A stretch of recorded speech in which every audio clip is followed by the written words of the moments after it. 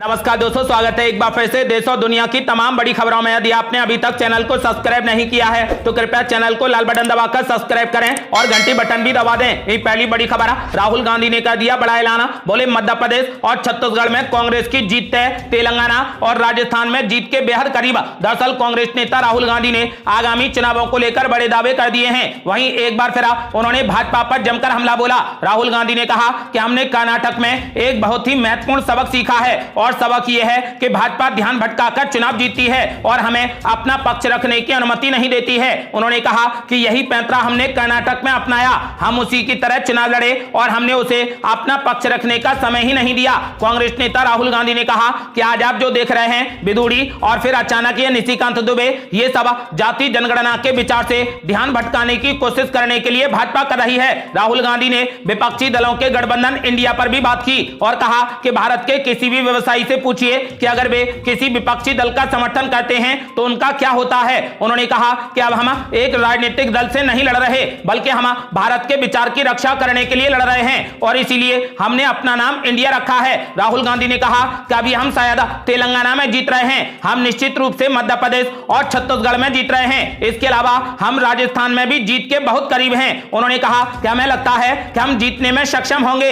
एक देश एक चुनाव को लेकर कांग्रेस नेता राहुल गांधी ने कहा कि ये भाजपा की ध्यान भटकाने वाली रणनीतियों में से एक है। उन्होंने कहा कि भारत में मुख्य मुद्दे बड़े पैमाने पर बेरोजगारी और निचली जाति, ओबीसी व आदिवासी समुदायों के प्रति भारी अन्याय है। राहुल गांधी ने ऐलान कर दिया है कि मध्य प्रदेश और छत्तीसगढ़ में कांग्रेस पार्टी की जीत निश्चित है, जबकि तेलंगाना और राजस्थान में कांग्रेस पार्टी जीत के बेहद करीब है। अगली बड़ी खबर, पीएम नरेंद्र मोदी ने 11 राज्यों को दे दी बड़ी सौगात, देश को समर्पित कर दी 9 नई वंदे भारत एक्सप्रेस ट्रेन। दरअसल प्रधानमंत्री मोदी ने 11 राज्यों को बड़ा गिफ्ट देते हुए 9 वंदे भारत एक्सप्रेस ट्रेन देश को समर्पित कर दी। उन्होंने वीडियो कॉन्फ्रेंसिंग के जरिए वंदे भारत ट्रेनों को हरी झंडी दिखाई। ये 9 ट्रेनें 11 राज्यों राजस्थान, तमिलनाडु, तेलंगाना, आंध्र प्रदेश, कर्नाटक, बिहार, पश्चिम बंगाल, केरल, उड़ीसा, झारखंड और गुजरात में चलेंगी। ये सुपरफास्ट ट्रेनें अपने मार्गों पर सबसे तेज ट्रेन होंगी और यात्रियों का काफी समय बचाने में काफी मददगार होंगी।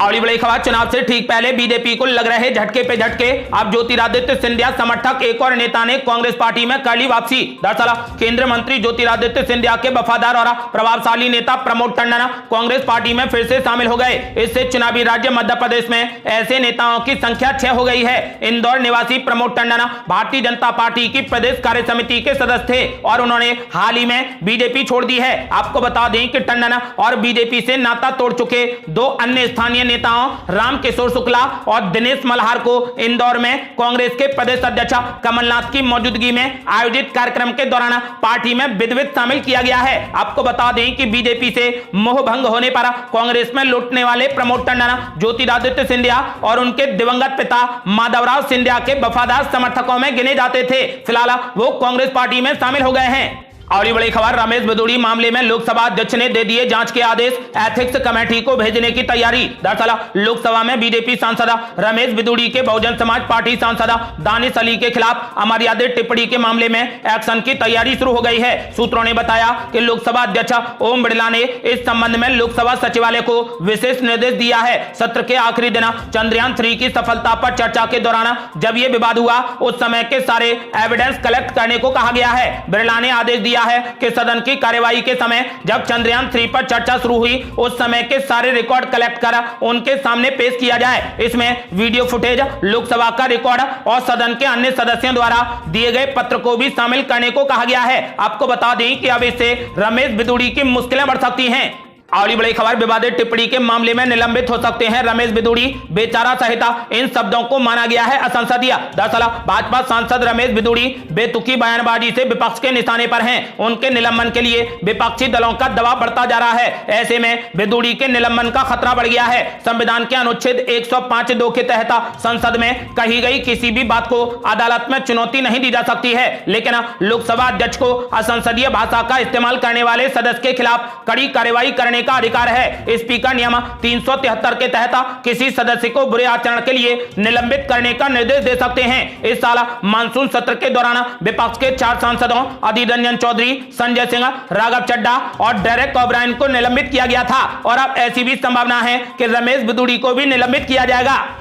और बड़ी खबर, भाजपा से हाथ मिलाते ही कर्नाटक में जेडीएस को लगा जोरदार झटका, उपाध्यक्ष ने दे दिया इस्तीफा। दरअसल 2024 में होने वाले लोकसभा चुनाव से पहले जनता दल सेक्युलर यानी जेडीएस ने भारतीय जनता पार्टी के साथ हाथ मिलाने का फैसला किया है। इस ऐलान के कुछ दिनों के बाद ही जेडीएस के कर्नाटक के उपाध्यक्ष सैयद सफीउल्लाह साहब ने पार्टी से अपना नाता तोड़ने का फैसला किया है। सफीउल्लाह ने कर्नाटक अध्यक्ष को लिखे अपने इस्तीफे में कहा कि उन्होंने जेडीएस और भाजपा के साथ गठबंधन के कारण खुद को पार्टी से अलग कर लिया है। उन्होंने कहा कि मैं ये बताना चाहूंगा कि मैंने समाज और समुदाय की सेवा करने के लिए कड़ी मेहनत की है, पार्टी की सेवा की है, क्योंकि हमारी पार्टी धर्मनिरपेक्ष साख पर विश्वास करती है और उस पर कायम है। हमारे नेता कुमारस्वामी ने भाजपा से हाथ मिला लिया है। इससे पहले भी जब भाजपा के साथ हमारी पार्टी गई थी तो मैंने उस अवधि के लिए पार्टी से बाहर रखने का विकल्प चुना था, लेकिन फिर अब कुमारस्वामी ने भाजपा से हाथ मिला लिया, इसीलिए मैं पार्टी से इस्तीफा दे रहा हूं। आपको बता दें कि फिलहाल जेडीएस के उपाध्यक्ष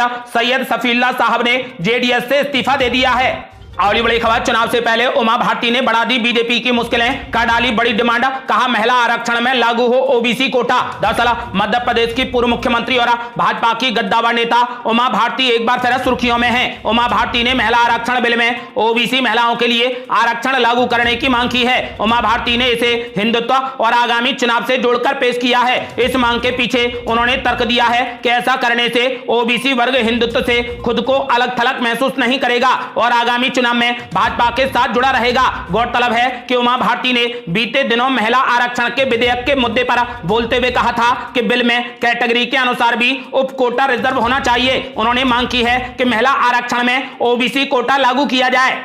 और बड़ी खबर, केंद्रीय मंत्री धर्मेंद्र प्रधान ने कर दिया बड़ा दावा, बोले एनडीए गठबंधन 2024 के लोकसभा चुनाव में जीतेगा 350 से ज्यादा सीटें। दरअसल केंद्रीय शिक्षा मंत्री धर्मेंद्र प्रधान ने दावा किया है कि भाजपा के नेतृत्व वाला एनडीए गठबंधन 2024 के लोकसभा चुनाव में 350 से अधिक सीटें हासिल करेगा और प्रधानमंत्री नरेंद्र मोदी के नेतृत्व में केंद्र की सत्ता में वापसी करेगा। धर्मेंद्र प्रधान ने यह भी कहा कि भाजपा अगले साल ओडिशा में सरकार बनाएगी, लेकिन उन्होंने ये बताने से इनकार कर दिया कि यहां पर पार्टी का चेहरा कौन होगा। उन्होंने कहा कि वो सार्वजनिक मंच पर भाजपा की रणनीतियों के बारे में खुलासा नहीं करेंगे। धर्मेंद्र प्रधान ने उड़ीसा साहित्य महोत्सव के एक सत्र में कहा कि भगवा पार्टी ने चुनाव से पहले पार्टी के मुख्यमंत्री पद के चेहरे की घोषणा किए बिना महाराष्ट्र, हरियाणा और अन्य स्थानों पर चुनाव जीते हैं। उन्होंने कहा कि इन राज्यों में भी हम इसी तरीके से जीत हासिल करेंगे। और बड़ी खबर, मन की बात में प्रधानमंत्री मोदी ने फिर से किया चंद्रयान 3 का जिक्र, लोगों से की खास अपील। दरअसल प्रधानमंत्री नरेंद्र मोदी ने रविवार को लोगों से, खासकर छात्रों से चल रहे चंद्रयान 3 महाक्विज में भाग लेने का आग्रह किया। प्रधानमंत्री मोदी ने अपने मासिक रेडियो शो मन की बात के 105वें एपिसोड में कहा कि मैं छात्रों से चंद्रयान 3 महाक्विज में भाग लेने का अनुरोध करता हूं, जिससे उन्हें देश के चंद्र मिशन के बारे में अधिक जानने में मदद मिलेगी। आपको बता दें कि 23 अगस्त को भारतीय अंतरिक्ष अनुसंधान संगठन यानी इसरो के चंद्रयान 3 के चंद्रमा के दक्षिणी ध्रुव पर उतरने के बाद भारत ने इतिहास रच दिया था। प्रज्ञान ने 14 दिनों तक चांद का भ्रमण किया, क्योंकि अंधेरा होने की सूरत में चांद पर तापमान -200 डिग्री तक चला जाता है। अब इसरो को पूरी उम्मीद है कि उन्हें पुनर्जीवित किया जा सकता है और अब चंद्रमा पर इसरो उन्हें पुनर्जीवित करने की कोशिश में लगा है। ऐसा माना जा रहा है कि जल्द ही चंद्रयान 3 से संपर्क किया जा सकता है। और बड़ी खबर, महिला आरक्षण बिल पर कर्नाटक के मुख्यमंत्री सिद्धरामैया ने सरकार पर बोला जबरदस्त हमला, बोले महिलाओं के साथ धोखा हुआ, सरकार ने दिखाया पाखंड। दरअसल कर्नाटक के मुख्यमंत्री सिद्धरामैया ने महिला आरक्षण बिल की राह में बाधाएं खड़ी करने को लेकर बीजेपी के नेतृत्व वाली केंद्र सरकार की जमकर आलोचना की। उन्होंने कहा कि बीजेपी ने बिल में जनगणना और परिसीमन की बाधाएं डाल दी हैं, इसके लागू करने का समय भी बहुत लंबा तय किया है। ऐसा करके बीजेपी ने दिखाया है कि वो कितनी बड़ी पाखंडी है। लंबे वक्त से पेंडिंग पड़ा महिला आरक्षण बिल गुरुवार को ही संसद में पास हुआ है। भले ही संसद से महिला आरक्षण बिल पास हो गया है, मगर इसे तभी लागू किया जा सकेगा जब अगले परिसीमन का काम पूरा हो जाएगा। 2026 के बाद होने वाली पहली जनगणना के बाद ही परिसीमन का काम पूरा किया जाएगा। आपको बता दें कि सिद्धरामैया ने सरकार को पाखंडी करार दिया। उन्होंने कहा कि महिलाओं के साथ सरकार ने धोखा किया है, सरकार ने पाखंड दिखाया है। और बड़ी खबर, नई संसद को लेकर संजय राउत ने पीएम मोदी पर बोला जबरदस्त हमला। बोले पुरानी संसद के सामने खड़ी कर दी सौत। दरअसल शिवसेना यूबीटी के राज्यसभा सांसद संजय राउत ने नए संसद भवन को लेकर प्रधानमंत्री नरेंद्र मोदी पर जमकर हमला बोला।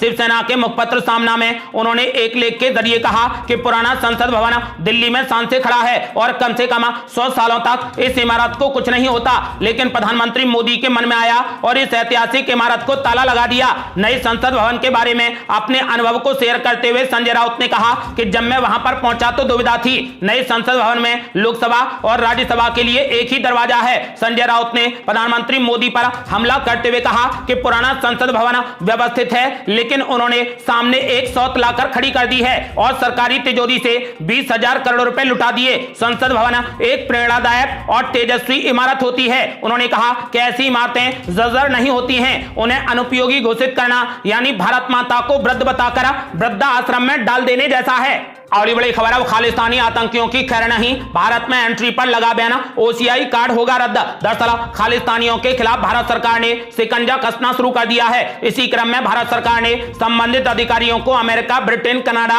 और ऑस्ट्रेलिया में सभी खालिस्तानी आतंकवादियों की पहचान कर उनके ओसीआई कार्ड रद्द करने और भारत में उनके प्रवेश पर प्रतिबंध लगाने का निर्देश दे दिया है। भारत में उनकी संपत्तियों और उनके शुभ चिंतकों की संपत्तियों और बैंक खातों की पहचान कर उन्हें जल्द से जल्द जब्त करने का भी आदेश दिया गया है। यह भारत सरकार का खालिस्तानी आतंकवादियों के खिलाफ अब तक का सबसे बड़ा एक्शन माना जा रहा है। अगली बड़ी खबर, भाजपा को मुसलमानों पर भरोसा बनाए जा रहे हैं मोदी मित्र, लोकसभा चुनाव में टिकट देने की भी तैयारी। दरअसल लोकसभा चुनावों के लिए भाजपा इस बार मुसलमानों को लेकर भी काफी तैयारी कर रही है। पार्टी का फोकस पसमानदा मुसलमानों पर है। पार्टी का अल्पसंख्यक मोर्चा मोदी मित्र अभियान भी चला रहा है। हाल ही में त्रिपुरा में हुए एक विधानसभा उपचुनाव में भी भाजपा के मुसलमान उम्मीदवार को जीत मिली है। संकेत है कि पार्टी लोकसभा चुनावों में भी इस बार ज्यादा मुसलमान उम्मीदवारों को टिकट दे सकती है। भाजपा के सामने फिलहाल 5 राज्यों के विधानसभा चुनाव हैं। इसमें मध्य प्रदेश, छत्तीसगढ़ और राजस्थान उसके लिए ज्यादा अहम है। मध्य प्रदेश और छत्तीसगढ़ में तो किसी मुसलमान उम्मीदवार को टिकट दिए जाने की संभावना नहीं है, लेकिन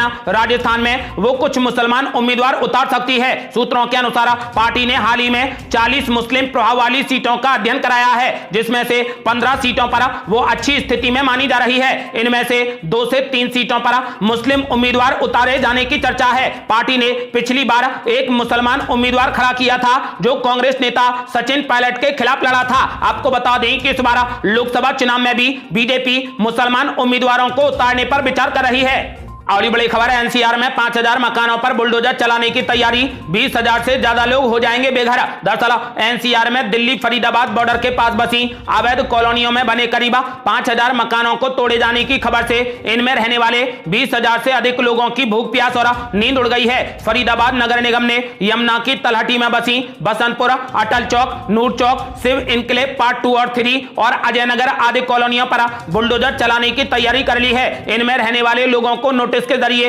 अपने मकान खाली करने के लिए सिर्फ 5 दिन की मोहलत दी गई है। आपको बता दें कि जानकारी के मुताबिक दिल्ली बॉर्डर से सटे फरीदाबाद में भूमाफियाओं का 1 दशक से अधिक समय से सरकारी जमीन बेचने का खेल जारी है। भूमाफियाओं ने दूसरे प्रदेशों व शहरों के लोगों को सस्ती जमीन और अपने घर का झांसा देकर 5 अवैध कॉलोनियां बसा दी हैं, जिन्हें अब तोड़ने की तैयारी है। आपको बता दें कि फिलहाल इन्हें नोटिस जारी कर दिया गया है, जिससे 20,000 लोग बेघर हो जाएंगे। ये थी अब तक की बेहद बड़ी खबरें। रोजाना की ताजा खबरों को जानने और हमसे जुड़ने के लिए चैनल को लाल बटन दबाकर सब्सक्राइब करें और घंटी बटन भी दबा दें। जल्दी मिलते हैं बड़ी अपडेट के साथ, तब तक के लिए जय हिंद, जय भारत।